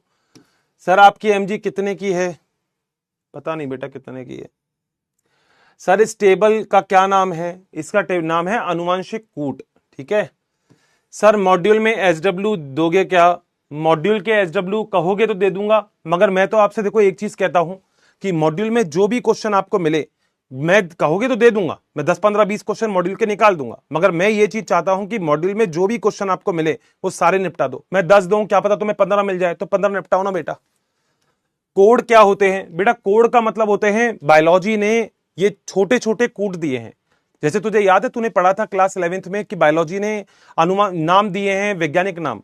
जैसे हमारा होमोसेपियंस है, तो किसी भी जगह जाएगा सब जगह होमोसेपियंस ही माने जाएंगे, ऐसे ही अपरिहासित कूट बेटा बताए थे अभी भी, अपरिहासित कूट क्या होते हैं, कि अपरिहासित कूट क्या होते हैं, कुछ अमीनो अम्ल का कूट एक से अधिक प्रकूट द्वारा होता है। बिल्कुल सही बात है, ये तो अभी बताया भी था कि जैसे जैसे फेरिन इन सब सभी के द्वारा बनाए जा रहे हैं, तो इसको अपरिहासित कूट बोलते हैं। इसका नाम, लक्षण का नाम है अपरिहासित कूट। क्लियर है? चलें बेटा क्वेश्चन करवाएंगे। यार देखो, एक है ना, एक छोटी सी चीज समझा करो यार। मैं चैट बॉक्स एक तो बंद कर देता हूं भाई। एक हाथ जोड़ के एक विनती है तुम लोगों से, और ये स्पैमरों से हाथ जोड़ के विनती है। मैं डाउट बताता हूं तो कहते हो क्वेश्चन बता दो, मैं क्वेश्चन बताता हूं तो कहते हैं एनसीईआरटी पढ़ा दो, मैं एनसीईआरटी पढ़ाता हूं तो कहते हो सर हमारी बात सुन लो, बैकलॉग हो गया अब हम क्या करें। मैं वो बढ़ाता हूं कि सर आगे कब पढ़ेंगे। तो भाई मैं एक बार में एक ही तो काम करवाऊंगा। स्पैमरों से हाथ जोड़ के विनती है बेटा, मत आया करो तुम क्लास में। अब यहां मैं डाउट क्लियर कर रहा हूं ना, क्या पता तेरा भी डाउट हो, तेरे दिमाग में नहीं आया हो, किसी ने पूछा तो सुन लो ना भाई। काम की चीज होती है, तुम सुनते ही नहीं हो। एक बच्चा डाउट पूछता है, मैं एक बार में एक ही तो काम करूंगा ना बेटा। मैं वहां पे डाउट बता रहा हूं, फिर तुम वो नहीं सुनते, तुम तुम्हारे चैट बॉक्स में लगे रहते हो। सुना करो ना यार, पूरा बैच साथ साथ। तुम्हें पता है एक अकेले बच्चे को पढ़ाने में, पूरे बैच को पढ़ाने में, कोई तुमसे पूछे फायदा किसमें है। पहले सबको लगता था कि एक अकेले बच्चा पढ़ेगा ना बहुत फायदा है, मगर तुम्हें सही बताऊं, एक अकेले बच्चे को पढ़ाने में दोस्त फायदा नहीं है। कई बार हमारे दिमाग में डाउट नहीं आते। तुम्हारा दोस्त अगर डाउट पूछ रहा है ना, पूरे बैच में इतने बच्चे हैं, कोई तो डाउट पूछ रहा है, तो सुना करो ना बेटा डाउट। सुना तो करो उसके डाउट कि वो क्या पूछ रहा है, क्या पता वो डाउट तुम्हारा भी हो जो तुम्हारे दिमाग में नहीं आ रहा हो। अपनी अपनी राम कहानी लिखते रहते हो उसमें। मैं कुछ कर रहा हूं, आगे चलते हो, ये पढ़ा रहा हूं तो वो करा दो, वो पढ़ाता हूं वो करा दो। कैसे करूंगा बताओ? सुनते ही नहीं हो बेटा। सुन तो लिया करो, कोई डाउट पूछ रहा है तो। मॉड्यूल लेना है पीडब्ल्यू का बेटा, मॉड्यूल ले सकते हो, ठीक है। अमीनो अम्ल क्या होता है बेटा? वैसे मैंने तुझे लिख दिया था अमीनो अम्ल क्या होता है। अमीनो अम्ल जो होता है ना दोस्त, वो क्या होता है, जिसमें कार्बोक्सी और अमाइनो ग्रुप होता है। बेटा 11वीं क्लास में था ये, तुझे याद होना चाहिए, जैवअणु नाम का चैप्टर। तू वैसे मुझसे पूछ रहा है तो तुझे तो वहीं पता होना चाहिए। अगर कोई तेरे से पूछे कि अमीनो अम्ल क्या होता है, तो जिससे प्रोटीन बनता है। मगर तू केमिस्ट्री में पूछे तो जिसमें कार्बोक्सिल ग्रुप होगा और अमीनो ग्रुप होगा, अमाइनो, जिसमें ये दो चीज मिलेंगी ना, वही तेरा अमीनो अम्ल है। ठीक है, केमिस्ट्री में पढ़ाते हैं बेटा, ये जैवअणु नाम का चैप्टर है, उसमें भी पढ़ाया गया होगा, बायोलॉजी में। सर ये क्या है? कूट लेखन बेटा, कूट लेखन का मतलब क्या है? जैसे मैंने ऐसे लिख के नाइट्रोजन क्षारक लिखे AUG, मैं लिखा AAA, तो ये कूट को लेख रहा हूं मैं, इसे कूट लेखन बोलते हैं। तो mRNA पे यही कूट लेखन चलता है। सर एक बार फिर समझा दो। समझा दूंगा बेटा।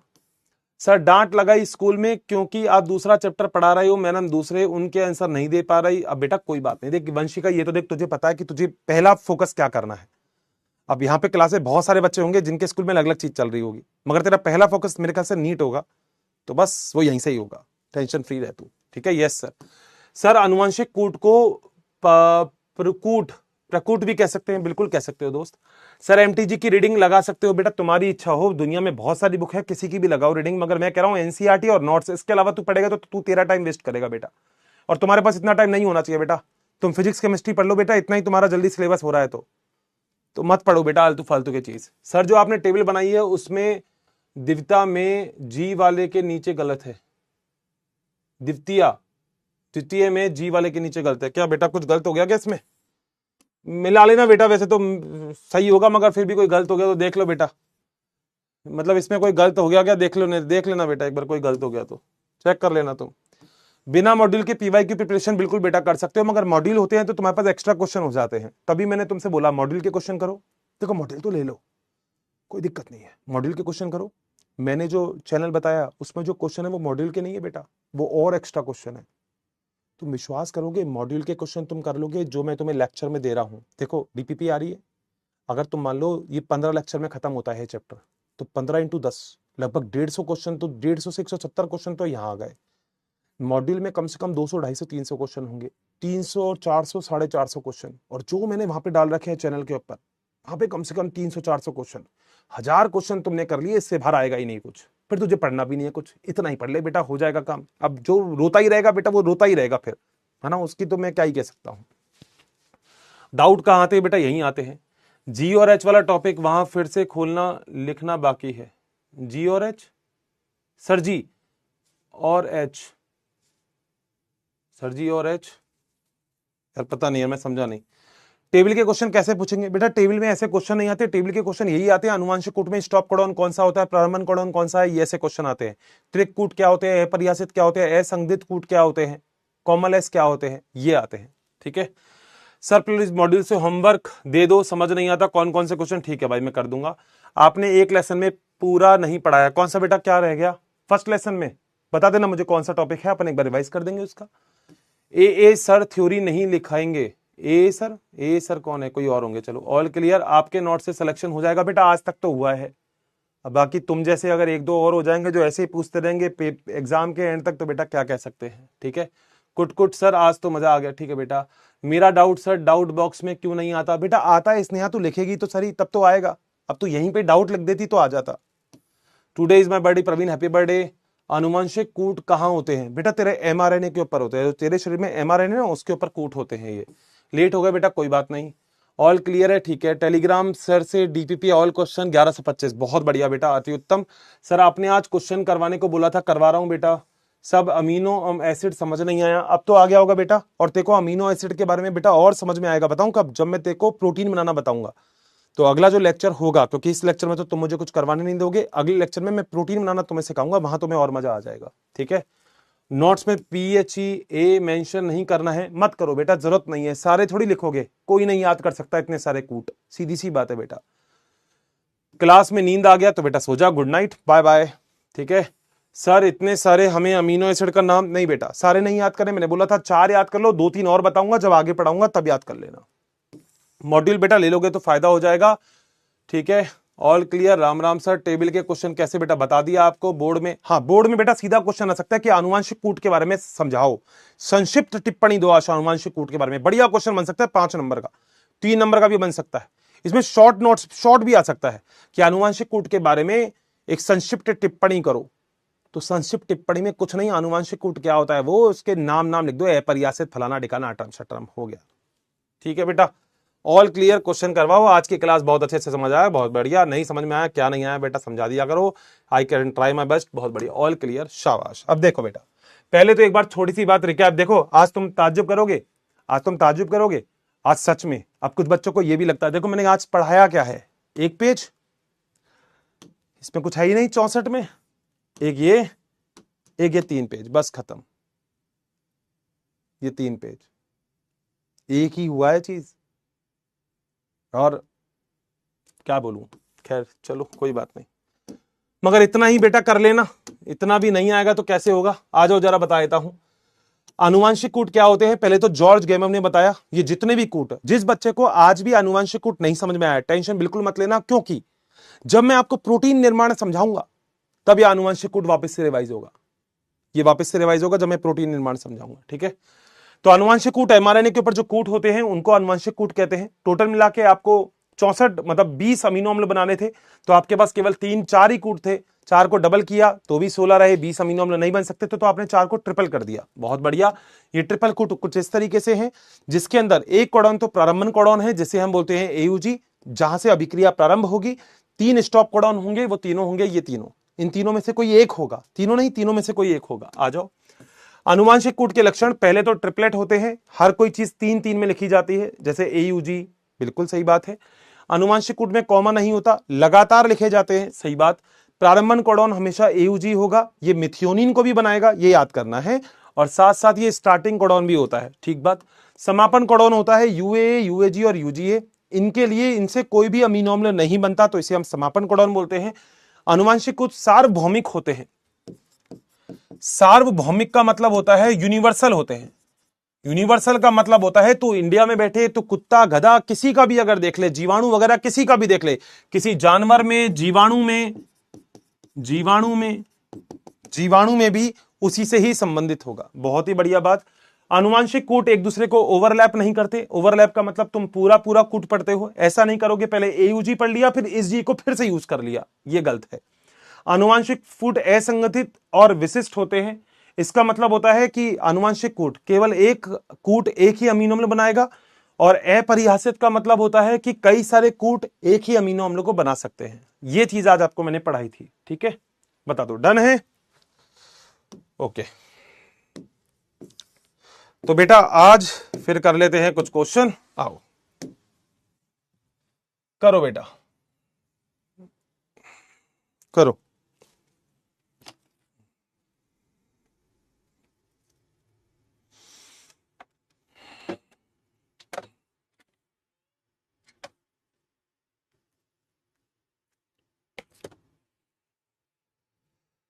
यदि डीएनए में एडेनिन और साइटोसिन 30 और 20% है तो थाइमिन और ग्वानिन कितना होगा?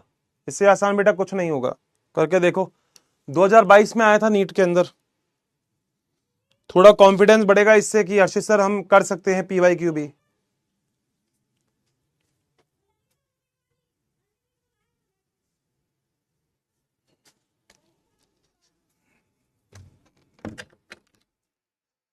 करके बताओ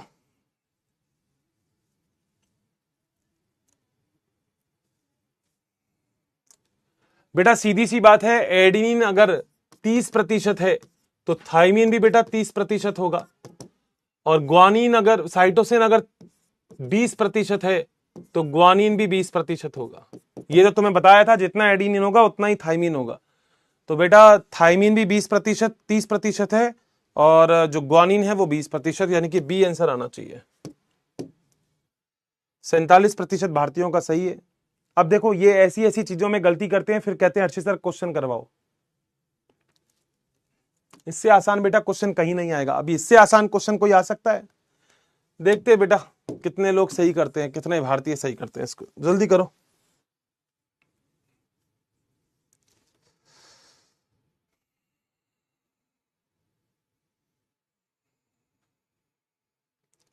बेटा याद रखना, जो रूपांतरण होता है इसे अनुवादन भी बोलते हैं, जिससे प्रोटीन का निर्माण होता है। ठीक है, करो बेटा। बेटा मेहनत तो देखो करनी पड़ेगी यार। ऐसे तुम ऐसे बैठे रहोगे कि हर्षित सर ही अपने आप ही हो जाएगा, तो बेटा नहीं होगा। तुम्हें पता है बॉटनी ऐसे ही स्कोरिंग नहीं है। जब पिछली साल मैं बच्चों के पूरे में से पूरे नंबर बॉटनी में दिलवा सकता हूं, तो मैं इस बैच में से भी दिलवा सकता हूं, मगर बस उसमें एक ही शर्त होती है कि तुम्हें पढ़ना पड़ेगा बेटा मेरे साथ। नहीं पढ़ोगे तो नहीं होगा, पढ़ोगे तो होगा, इतनी सी बात है।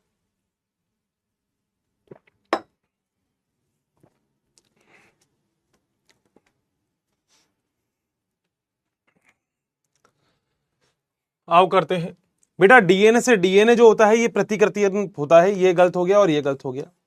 प्रतिकृतियन होता है डीएनए से डीएनए। ठीक है, ये ए लिखा नहीं है यहाँ पे, ये ए है। डीएनए से एमआरएनए बनता है, ये अनुलेखन होता है, ये अनुलेखन है, ये रूपांतरण गलत हो गया। यहां जो बनता है वो अनुवादन, ये रूपांतरण होता है, ये गलत हो गया।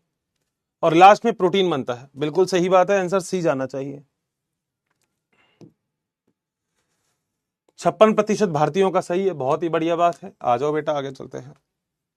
अगला क्वेश्चन ये तो कर दो बेटा, अभी भी बताया था, सेम टू सेम ये, मगर 2021 का क्वेश्चन है। देखो कितने आसान क्वेश्चन आते हैं नीट में भी, मगर बेटा करना तो पड़ेगा बेटा, हवा हवाई कुछ भी नहीं है, करना पड़ेगा। करके बताओ जल्दी से।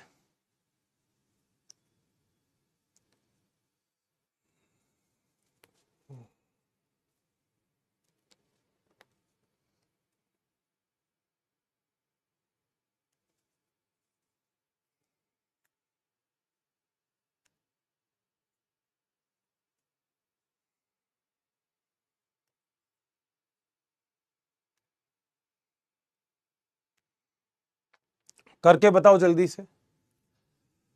सीधी सी बात है बेटा, अगर एडेनिन 30% है तो टोटल प्रतिशत 100 होता है ना, थाइमिन होगा 30%। 30 और 30 कितने हो गए? 60%। ये तो मैंने क्लास में भी करवाया था पहले क्वेश्चन, अगर नोटबुक में देखोगे तो। बच गया कितना? 40%, यानी कि ग्वानिन और साइटोसिन 20-20% होगा। अब बेटा इससे आसान तो क्या ही होगी बायोलॉजी, है ना? तो कितना है? थाइमिन होगा 30% और ग्वानिन साइटोसिन 20%। सी आंसर होना चाहिए।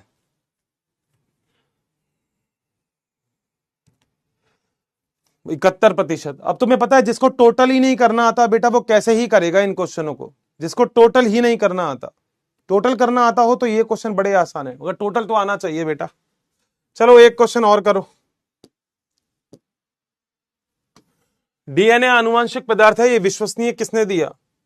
लास्ट वाला एक्सपेरिमेंट कौन सा था ये बताओ? लास्ट वाला एक्सपेरिमेंट, लास्ट वाला जीवाणु भोजी वाला एक्सपेरिमेंट, P32 और S35 वाला एक्सपेरिमेंट कौन सा था? खुद बताओ। तो अभी भी नहीं याद आया तो बेटा फिर कैसे ही होगा?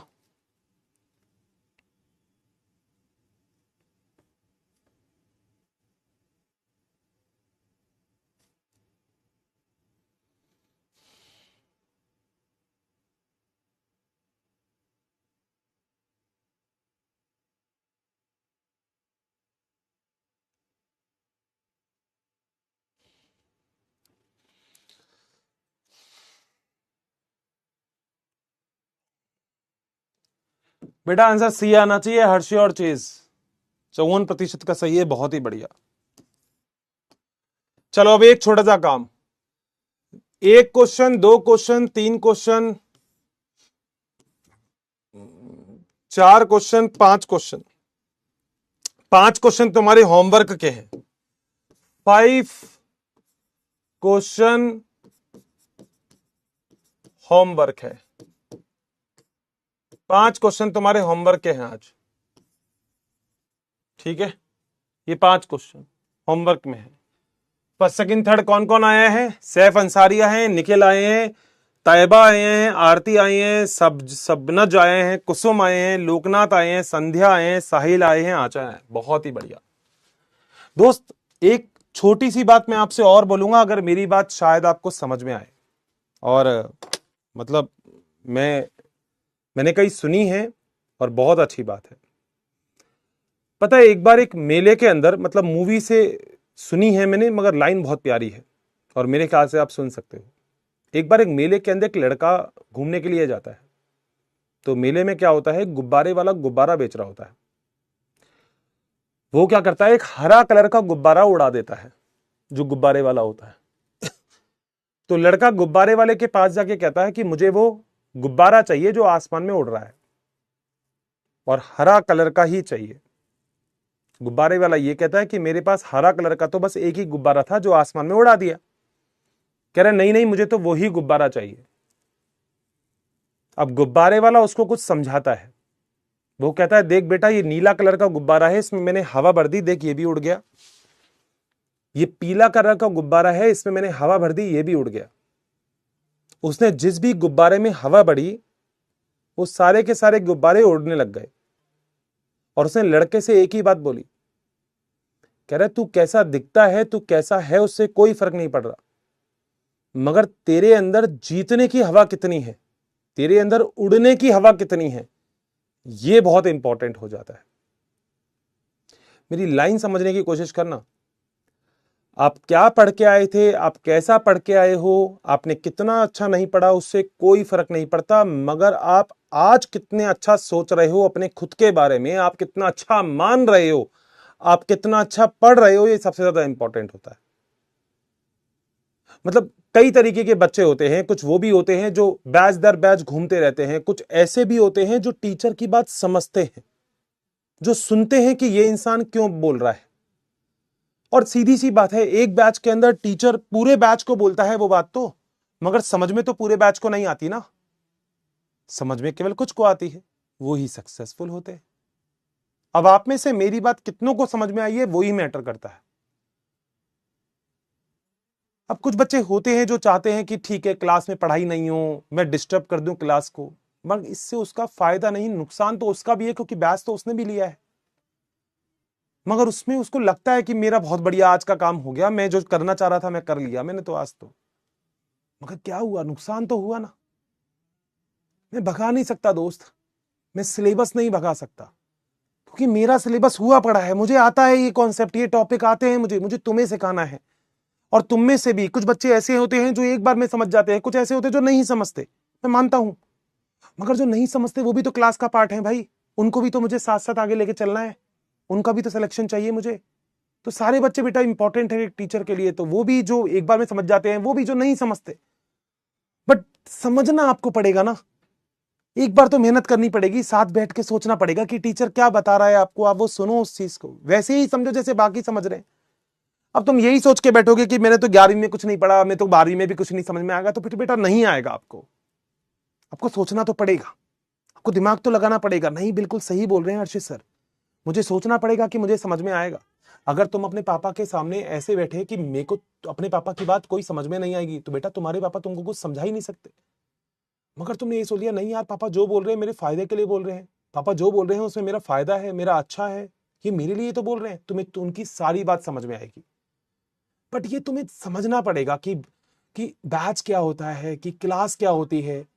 तो बहुत आसान होता है ना। कई बच्चे ऐसे होंगे जो रिकॉर्डिंग देख रहे होंगे, मैं उनका भी मैसेज पढ़ता हूँ। कल इतने सारे मैसेज आए, मुझे बड़ा अच्छा लगा। मैं हर बच्चे का रिप्लाई तो नहीं करता, मगर मैं मैसेज सबके पढ़ लेता हूँ लगभग। मतलब ठीक है यार, बहुत अच्छा लगता है। अगर टचवुड 100 में से 99% बच्चे, अगर 99.9 मतलब बच्चे इतना सपोर्ट करते हैं, तो टीचर के लिए तो यही है ना।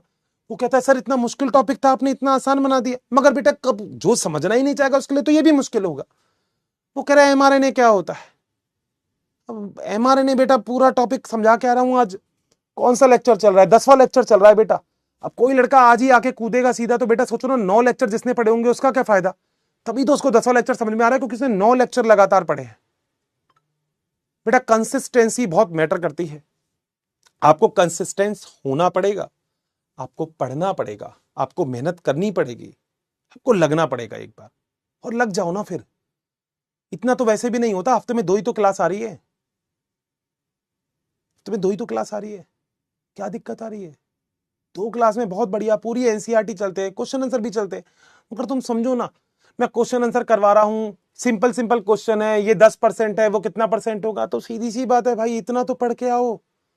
तुम ऐसे तुक्का मारते हो अक्कड़ बक्कड़ में, वो नहीं होगा भाई, ऐसे करना पड़ेगा। नीट है वो, हुआ नहीं है, आसान भी नहीं है। जो मेहनत करेगा वो जीतेगा, जो जीतेगा वही सक्सेसफुल होगा। इसके अंदर ये लड़ाई है बेटा तुम्हारी, ये लड़ाई है जिससे तुम्हें लड़नी है, ये लड़ाई है जिससे तुमने फाइट करना है, बहुत अच्छे से सिलेक्शन करना है तुम्हें। मेरी बात ध्यान से सुनो। देखो ये लेक्चर नहीं है जो मैंने अभी दिया, मैं लिटरली बोल रहा हूं। मेरे को आज, मैं अनुवादन भी थोड़ा बहुत करवा देता आज कंप्लीट, मगर मैं कुछ बोलता हूं, तुम कुछ पे चलते हो। मैं अभी बोल रहा हूं, कुछ पोल पोल चिल्ला रहे होंगे, कुछ कह रहे होंगे आगे पढ़ा दो, कुछ ये पढ़ा दो। बेटा टीचर को मत बोलो, वो कर देगा बढ़िया काम। तुम तो ये चीज देखो, जितना पढ़ा दिया क्या उतना कर लिया तुमने? तुमसे बोला वो टेलीग्राम ग्रुप ज्वाइन करो, क्या उसको ज्वाइन करने के बाद तुमने सारा काम कर लिया? तुमसे बोला डीपीपी सारी सॉर्ट आउट करो, क्या तुमने सॉर्ट आउट की? तुमसे जो मैंने होमवर्क बोला, मैं होमवर्क में लिखता हूँ एनसीईआरटी पढ़नी है, क्या तुम पढ़ रहे हो मेरे साथ साथ एनसीईआरटी? तुमने जो मैंने काम बोला वो किया, तुमने किया तो बस हो गया, तुम्हारा होगा सिलेक्शन। फिर क्या दिक्कत आ रही है? इस बार भी तो हुआ है, फुल में से फुल नंबर बॉटनी में दिलवाए मैंने मतलब बच्चों ने। मैंने जिनको पढ़ाया भाई, मैं थोड़ी गया था पेपर देने, बच्चों ने दिलवाए फुल में से फुल नंबर। टीचर कौन होता है दिलवाने वाला? बच्चों ने फुल में से फुल नंबर आए बच्चों के। मुझे बड़ी खुशी हुई। सर बॉटनी मजा आ गया, जबकि बॉटनी उड़ा के देखो बेटा, उठाओगे ना बॉटनी उड़ जाओगे, ऐसी बॉटनी आई थी इस बार। मगर जो चैप्टर मैंने तुम्हें करवा दिए, एक चैप्टर जो करवा दिया, करके देखो ना क्वेश्चन। मगर पढ़ना पड़ेगा, पूरा लेक्चर देखो फिर करो क्वेश्चन, तब मजा आता है। ये नहीं ऐसे ही हवा हवाई, सर समरी दे दो, सर फलाना दे दो, ढिकाना दे दो। क्या होगा समरी से? समरी अलग होती है बेटा। मैं समरी तेको 1-1.5 घंटे में समरी लेक्चर दे दूंगा, उससे क्या फायदा है बता? जो मैं 1.5-1.5 घंटे 15 लेक्चर में पढ़ाऊंगा, तो कोई 1 घंटे में समरी में समझ में आ जाएगा। कोई पढ़ा ही नहीं सकता बेटा समरी, इन चैप्टरों की कोई समरी नहीं होती। हाँ, सारे डायग्राम लगा के मैं तेको बोलता रहूंगा, कुछ तेको भी मजा आएगा, वाह अर्चित सर मजा आ गया, ऐसा नहीं होता बेटा। डिटेल डिटेल होता है, समरी हर चीज की नहीं होती बेटा। इसकी क्या समरी होगी? जब डिटेल ही नहीं समझ में आ रहा तो समरी कैसे आएगी? इसकी समरी नहीं होती बेटा हर चीजों की, कुछ टॉपिक डिटेल में भी होते हैं, ये डिटेल टॉपिक है बेटा। क्लियर है? मैं ज्यादा ज्ञान नहीं दे रहा हूं, है ना? मतलब कि कोई ऐसा मत सोचना हर्षित सर आप ज्ञान दे रहे हो, कोई ज्ञान वान वाली बात नहीं है। तुम मेरे छोटे हो, मेरे अच्छे हो, मैं तुमसे बहुत प्यार करता हूं। ये बैच बहुत प्यारा है मेरे लिए, तुम्हारा सपोर्ट बहुत अच्छा है, तुम बहुत प्यारी हो, तुम बहुत मेहनत कर रहे हो। बट 1-2% बच्चों की वजह से मैं ये नहीं चाहूंगा कि बाकी बच्चों के लिए कोई वो हो, इसलिए बोल रहा हूँ सारे पढ़ो, इस क्लास के अंदर सारे बच्चे पढ़ो। और ये सारे टीचर बोलने चाहिए।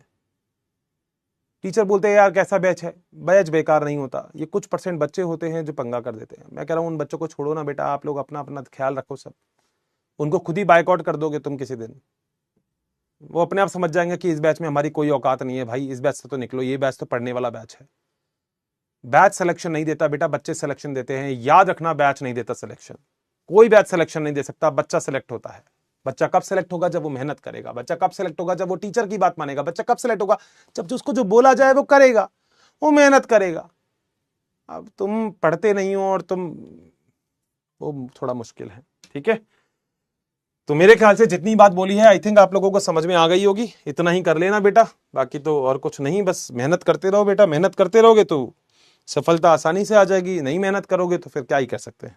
ठीक है, मन है तुमसे इतनी बात बोली है मैंने, मैं नहीं बोलता, तुम्हें भी पता है। आज इतने टाइम तुमको क्लास लेते हुए हो गया, मैं इतनी बात नहीं करता क्योंकि मुझे लगता है पता नहीं समझ में आए नहीं आए, मैं मेरी बात क्यों खराब करूं। मगर मैं इसलिए बोल रहा हूं क्योंकि शायद इतने में से कुछ बच्चे तो मेरी बात सुनेंगे, कुछ तो मानेंगे कि नहीं यार, इसमें हर्षित सर का फायदा नहीं, इसमें मेरा ही फायदा है। मैं ही सेलेक्ट होऊंगा, मैं ही डॉक्टर बनूंगा, मैं ही घर वालों को बोलूंगा देखो डॉक्टर बन गया मैं ही सक्सेसफुल होऊंगा। हर्षित सर का क्या फायदा है? हर्षित सर क्यों बोल रहे हैं? हर्षित सर तो पढ़ाएं टॉपिक, मस्त रहे, आराम से हंसाऊं मैं तुम लोगों को। मगर याद रखना, आज तो तुमसे सब कुछ नहीं यार, मस्त रहो, पढ़ते रहो बस। ठीक है, तो बस इतना ही बात है। ये थोड़ा सा मोटिवेट आपको इसलिए किया क्योंकि मुझे लग रहा है कि आप पढ़ोगे, बस इतनी सी बात। ठीक है, तो thank you so much, bye bye, take care, अपना ख्याल रखना, मस्त रहना, बाय बाय। कमेंट्स का इंतजार रहेगा आप लोगों के। Thank you.